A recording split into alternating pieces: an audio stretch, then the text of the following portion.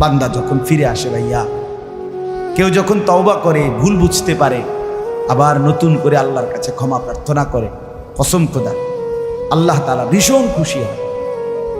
হাদিসে আছে আল্লাহর কোনো বান্দা যখন তওবা করে, আল্লাহ তখন ফেরেশতাদেরকে বলে, আমার ফেরেশতারা 7 আসমান আর জান্নাত সাজিয়ে দাও। ফেরেশতারা জান্নাত সাজায়, আসমান সাজায়। ফেরেশতারা ডেকে বলে, রব্বুল আলামিন কি হলো যে কারণে আসমান সাজাইলেন, জান্নাত সাজাইলেন? রব্বুল আলামিন তখন বলে, আসলাহাল আবদু মাওলাহু, এক ভেগে যাওয়া গোলাম আজকে তার মনিবের সাথে সম্পর্ক ঠিক করে ফেলেছে। আল্লাহ আল্লাহ বলে, আমার এক গোলাম আমার থেকে ভাইগে গেছিল রে, অনেক দিন ওই আমারে সেজদা দেয় নাই, আজকে দিছে। অনেক দিন সে আমারে ডাকে নাই, আমি খুব কষ্ট পাচ্ছিলাম। আমার বান্দা আমার হাতে গড়া, আমার দেওয়া নাক, চোখ, কান, আমার দেওয়া জবান, আমার দেওয়া জিহ্বা, আমার গড়া বান্দা আমারে ভুলে আমার থেকে ছুটে গেছে। আজ আমার সেই ভেগে যাওয়া বান্দা আমার কাছে ফিরে আসছে। লাল্লাহু আশাদ্দু ফারাহান বিতাওবাতি আবদি, নবী সাল্লাল্লাহু আলাইহি সাল্লাম বলেন, আল্লাহ তাআলা ভীষণ খুশি হয় বান্দা যখন তওবা করে। এজন্য যুবক ফিরে আসো, নওজোয়ান ফিরে আসো, নিজের ক্ষতি করো। আমি প্রত্যেক দিন বলি ভাইয়া, তুমি মরে গেলে হ্যাঁ পৃথিবীর কিচ্ছু আসবে, এই বন্ধুরা ধোকা ধোকা। একটা ফোলা ফাইন, তুমি মরলে খানা বন্ধ করতে হবে, কসম খোদা। তুমি লিখ কেন, তোমার একটা ফ্রেন্ড এক লগে যেটি বইয়ে বইয়ে বিড়ি খায়, তোমার লগে গাঞ্জা খায়, ফুটটা খায়, বাবা খায়, মদখোর, গাঁজাখোর, একসাথে বইয়া উলঙ্গ ছবি দেখো, ওই জানোয়াররে জিজ্ঞেস করো বলে, আমি মরলে আমার ঠ্যাংটা ভাঙলে তুই এক বেলা খানা বন্ধ রাখবি। কথা বুঝেন নাই? ধোকা ধোকা, এগুলো ধোকা। ওরা কেউ থামবে না। আরে আপন বাপ মরলে যেই সন্তানরা দিনের বেলা দাফন কাফন করছে, তারা কি সেই সন্তানরা, আপন সন্তানরা রাতের বেলা ভাত খায় না? কথা বলেন না কেন?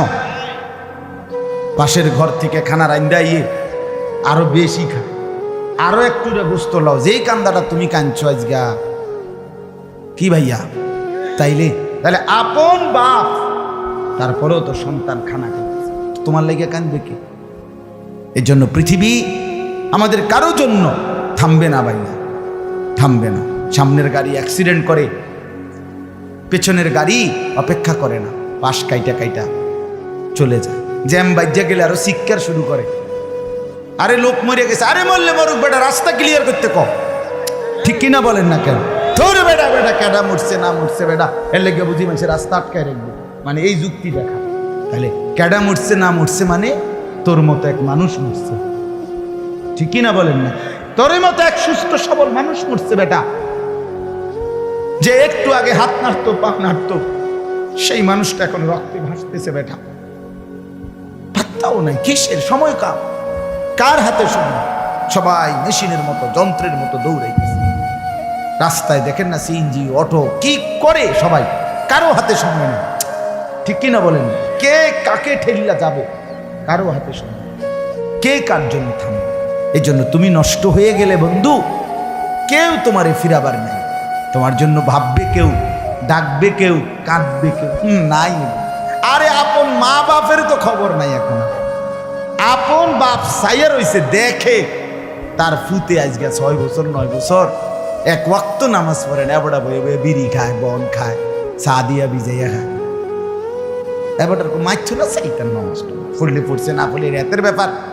বাবুরে টেহা দাও দিছে, টাকা দিলে খালাস। যদি সুতে টাকা দেয় বাপের কোনো অসন্তুষ্টি নেই, আর যদি টাকা না দেয় এবড়ার গজবে আল্লাহর আরশ কাঁপে।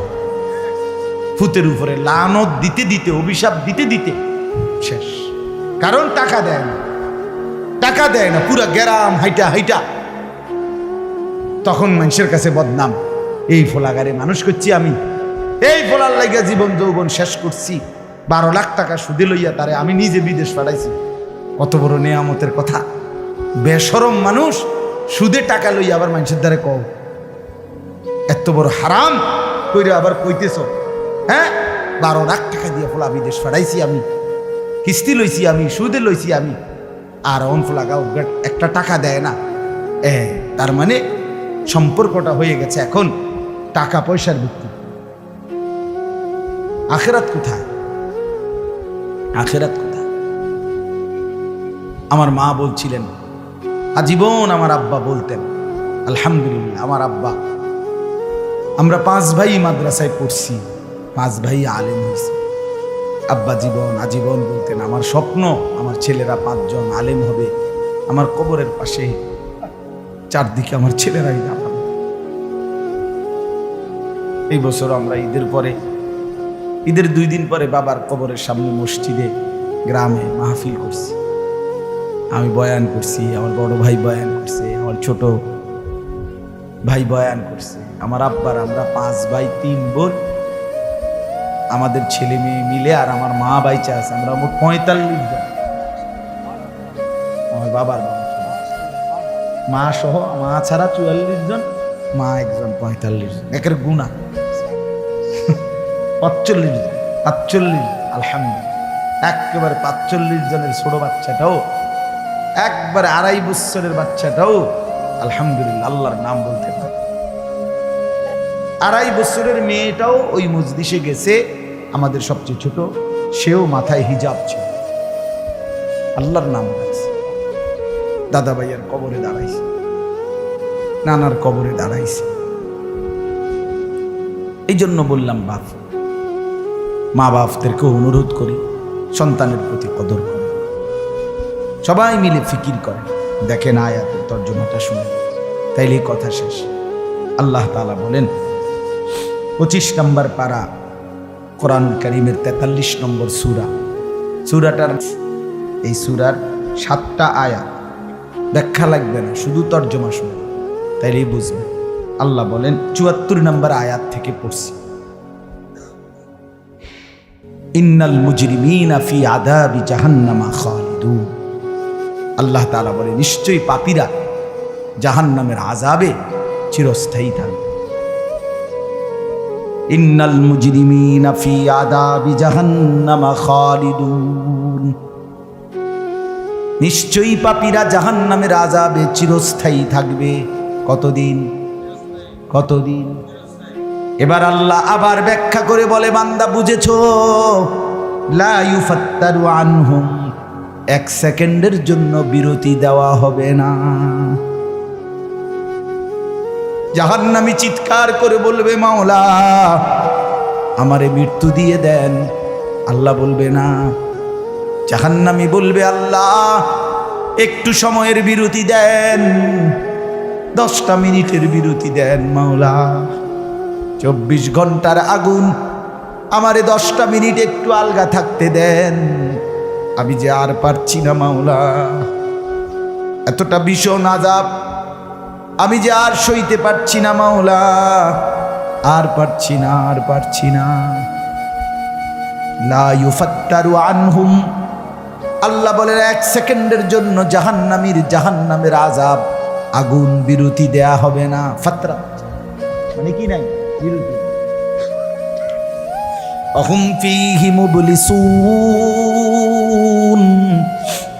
এরপরে আল্লাহ বলেন জাহান্নামী এই দীর্ঘ 24 ঘন্টা অনন্তকাল আযাবের মধ্যে থাকবে।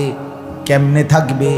মুবলিসুন, বিষণ্ণ হয়ে, উদাস মনে। কোনোদিন চেহারায় 1 সেকেন্ডের জন্য হাসি ফুটবে না, কোনোদিন আর সুখের নাগাল পাবে না।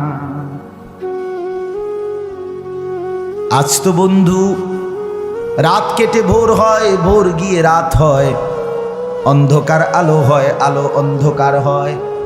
যে হাসে সে কাঁদেও, যে কাঁদে আবার সে হাসেও, ঠিক না? কিন্তু রব্বুল আলামিন বলেন ওয়াহুম ফীহি মুবলিসুন, জাহান্নামীর মন, জাহান্নামীর চেহারা বিষণ্ণ, উদাস, সব সময় হাসিবিহীন থাকবে, কোনো সেকেন্ড হাসতেই পারবে না। এবার আল্লাহ নিজে বলবেন মলিন চেহারা দেখে জাহান্নামীকে, জাহান্নামীর চিৎকারে আল্লাহ নিজেই বলবেন ওমা যালামনাহুম, জাহান্নামী নাফরমান, আমি কিন্তু তোর উপরে মোটেই জুলুম করি নাই।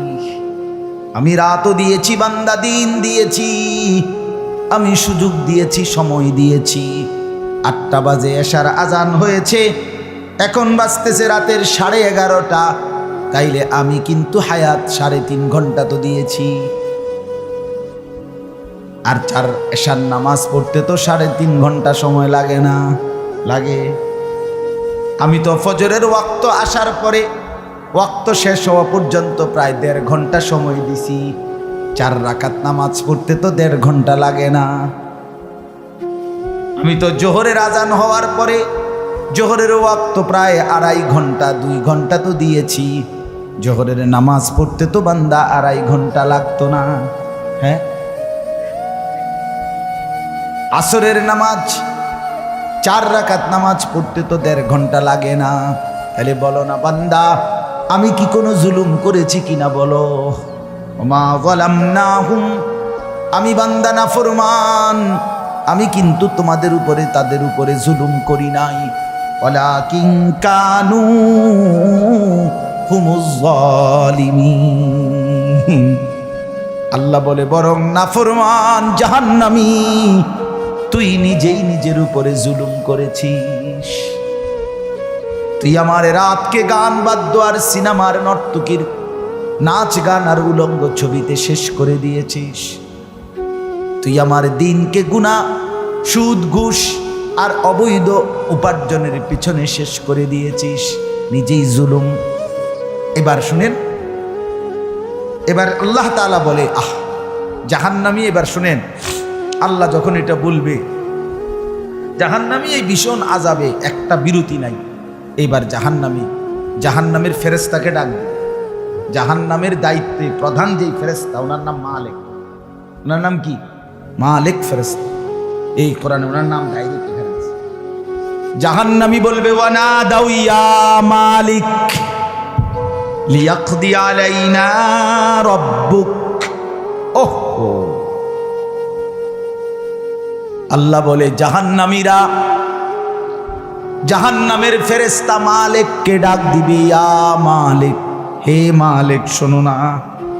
ফেরেশতা একটু শোনো না। লিয়াকদি আলাইনা রাব্বুক, ফেরেশতাকে বলবে, ফেরেশতা তোমার রব, তোমার আল্লাহকে একটু বলো না এমন কষ্টের আযাব না দিয়ে আমারে চিরতরে একবারে শেষ করে দিতে, আমি যে আর পারছি না। লিয়াকদি আলাইনা রাব্বুক, বলো না ফেরেশতা, তোমার মাওলাকে বলো না, তোমার রবকে বলো না আমারে একদম শেষ করে দিতে, আমারে মৃত্যু দিয়ে দিতে, আমি যে আর পারছি না। কেমনে সইব এত গরম, কেমনে সইব এত আযাব? ফেরেশতা তখন বলবে ক্বালা ইন্নাকুম মাকিসুন। ফেরেশতা বলবে না, নাফরমান পাপী, এই জাহান্নামী তোকে অপেক্ষা করতে হবে, মৃত্যু হবে না। আল্লাহ বলবেন লাকাদ জিনাকুম বিল হক, আমি তো বান্দা সত্যের বাণী, সঠিক বাণী বারবার তোমার কাছে নিয়ে এসেছিলাম। একবার বেলায়েতুল্লাহ বলছে, একবার আনিসুর রহমান বলছে, বারবার বারবার বারবার আমার কত বান্দা দিয়ে, কত ইমাম, কত খতিব, কত আলেম, কত বুজুর্গ দিয়ে আমি তো সত্যের বাণী, কোরআনের বাণী, এই জাহান্নামের কথা বারবার তোর কাছে বলাইছিলাম বান্দা। ওয়ালাকিন্না আকসারাকুম লিল হাক্কি কারিহুন, কিন্তু তোমরা তো অধিকাংশই আমার সত্যের আহ্বান, আমার কোরআনের আহ্বানকে অপছন্দ করেছ। পাত্তা দিস এত বাদ দিস হুজুরাই তার কই বই মাতিস তাই আছে না? এমন বেত্তমিজ লোক কথা বলে না। অনেক বুড়া মানুষও আছে, বুড়া মানুষ।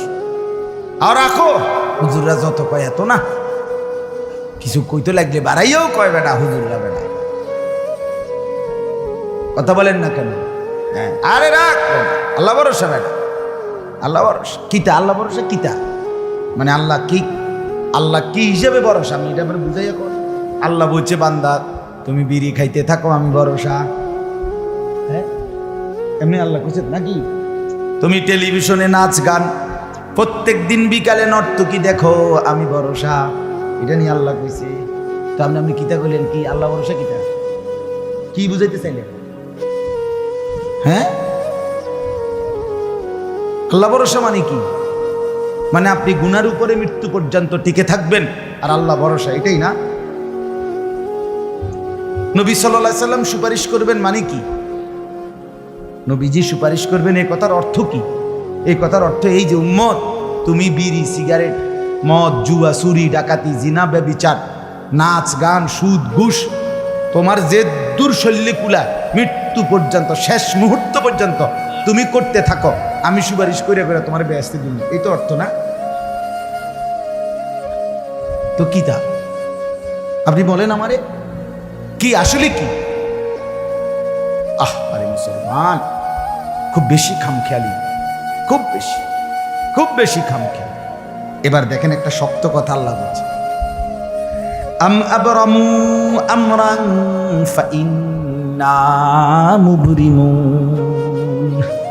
আল্লাহ বলে জালেমরা পাপীরা তোরা আমার আযাব থেকে বাঁচবার কোনো ব্যবস্থা করেছো কিনা তোমরা ঠিক করো। ফাইন্না মুবরিমুন, আমি তোমাগরে কেমনে ধরবো শাস্তি দেব কি কি এগুলো আমি আল্লাহ আমারগুলো ঠিক করে ফেলেছি। যে আম আবরামু আমরান, তারা কি কোনো ব্যবস্থা করেছে কিনা জিজ্ঞেস করেন। ফাইন্না মুবরিমুন, আমার ব্যবস্থা আমি করে রাখছি। বুঝেন নাই কথাটা? আল্লাহ বলেন আমার শাস্তি দেব কি কি, আমার আযাব দেব কি কি আমি সব ঠিক করে রাখছি জাহান্নামে। তুমি বান্দা বাঁচবা কেমনে তোমারটা তুমি ঠিক করছো কিনা বলো। এবার শেষ আয়াত, আম ইয়াহসাবুনা আন্না লা নাসমাউ সিররাহুম ওয়া নাজওয়াহুম।